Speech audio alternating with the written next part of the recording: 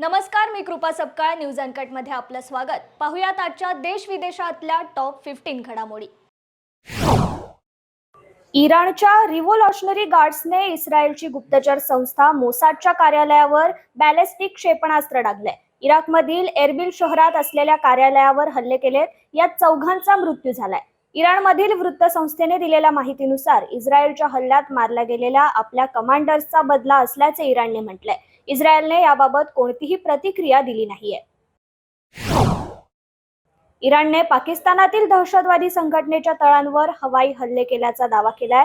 बलुचिस्तानच्या पंजगुरमध्ये ही air strike करण्यात आली आहे. जैश अल अदल या दहशतवादी संघटनेच्या तळांवर हल्ले करण्यात आल्याचे इराणकडून दावा करण्यात आलाय.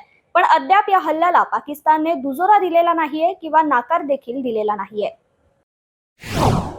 म्यानमारमधील 3 सशस्त्र गटांपैकी आराकन आर्मी या गटाच्या बंडखोरांनी भारतीय सीमेनजीक असलेले पलेटवा हे शहर ताब्यात घेतल्याचं जाहीर केलंय. या शहरातील सर्व लष्करी तळ आम्ही ताब्यात घेतले आहेत, असेही एएने म्हटलंय. म्यानमारमधील चीन राज्याच्या पलेटवा हे शहर आहे. त्या देशातून भारत व बांगलादेश मध्ये येण्यासाठी जो मार्ग आहे त्यातील महत्त्वाचे शहर दहशतवाद्यांच्या हाती लागणे ही भारतासाठी देखील चिंतेची बाब आहे.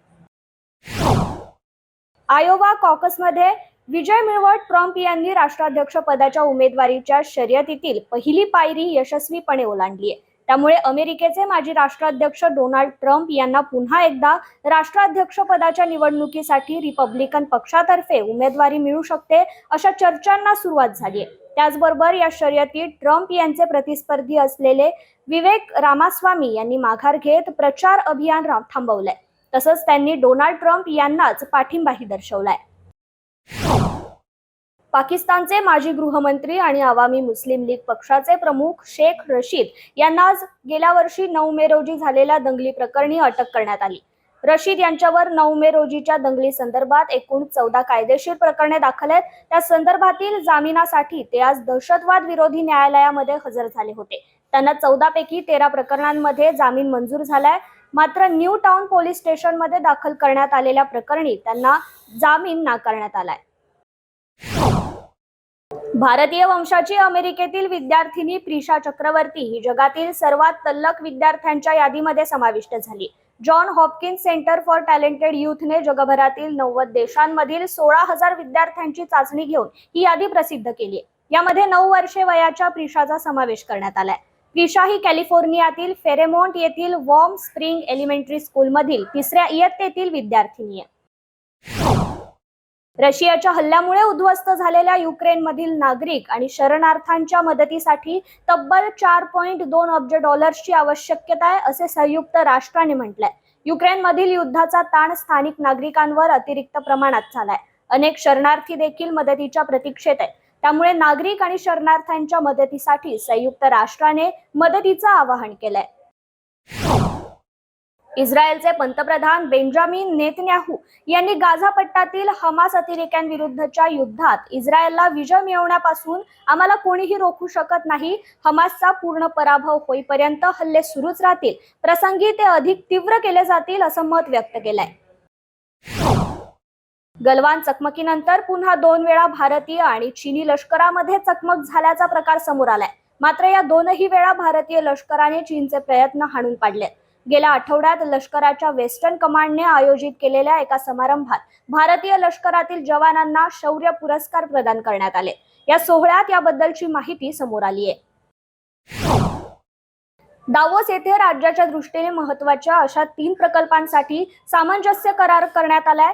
तब्बल 70,000 कोटी रुपयांच्या सामंजस्य करारावर मॅग्नेटिक महाराष्ट्राच्या अद्ययावत अशा दालनात स्वाक्षऱ्या करण्यात आल्या. यावेळी मुख्यमंत्री एकनाथ शिंदे यांच्यासह उद्योगमंत्री उदय सामंत देखील उपस्थित होते.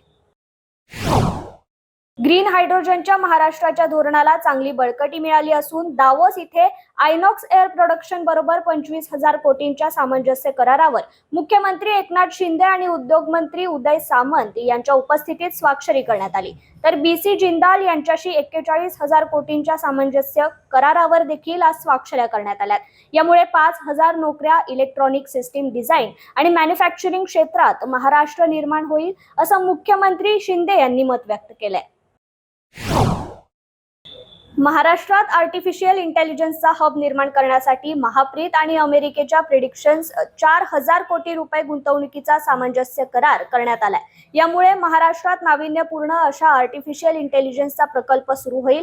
अशा प्रकारे भारतात सुरू होणारा हा पहिलाच प्रकल्प आहे. महाराष्ट्राच्या दालनात हा सामंजस्य करारावर स्वाक्षरीच्या वेळी मुख्यमंत्री एकनाथ शिंदे, उद्योगमंत्री उदय सामंत, मुख्यमंत्र्यांचे अतिरिक्त मुख्य सचिव भूषण गगराणी उपस्थित होते. केंद्रीय वाणिज्य व उद्योग मंत्रालयाच्या व्यापार आणि उद्योग संवर्धन विभागाच्या वतीने राज्यांच्या स्टार्टअप रँकिंग कार्यक्रमाच्या 4थ्या आवृत्तीमध्ये स्टार्टअप संस्थांसाठीच्या सहाय्य कामगिरीच्या क्रमवारीत महाराष्ट्राने टॉप परफॉर्मर म्हणून क्रमांक पटकावलाय. महाराष्ट्र राज्य नाविन्यता सोसायटीचे अतिरिक्त मुख्य कार्यकारी अधिकारी डॉक्टर प्रमोद शिंदे, सहाय्यक व्यवस्थापक अमित कोठावदे व विवेक मोगल या टीमने पुरस्कार स्वीकारलाय. जगातील स्टार क्रिकेटपटू विराट कोहली आणि बॉलिवूड अभिनेत्री व त्याची पत्नी अनुष्का शर्मा यांना मंगळवारी उत्तर प्रदेशातील अयोध्या येथे 22 जानेवारी रोजी होणाऱ्या राम मंदिराच्या प्राणप्रतिष्ठा सोहळ्याला उपस्थित राहण्याचं आमंत्रण मिळालंय. महान फलंदाज सचिन तेंडुलकर, दिग्गज कर्णधार महेंद्रसिंग धोनी यांच्यासह अनेक सेलिब्रिटी व मान्यवरांना आमंत्रण देण्यात आलंय.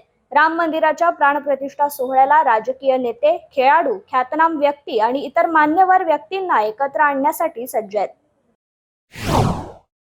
दाक्षिणात्य अभिनेता प्रभास सध्या त्याच्या सालार या चित्रपटामुळे चर्चेत आहे. सालार नंतर प्रभासचा द राजा साब हा सिनेमा देखील प्रेक्षकांच्या भेटीस येणार आहे. नुकतेच या सिनेमाचं धमाकेदार पोस्टर आउट झालंय. द राजा साब या सिनेमाच्या पोस्टरमध्ये काळा शर्ट, लुंगी आणि स्लीपर अशा लुकमध्ये प्रभास दिसतोय. प्रभासने पोस्टर शेअर करताच सोशल मीडियावर हे पोस्टर व्हायरल झालंय.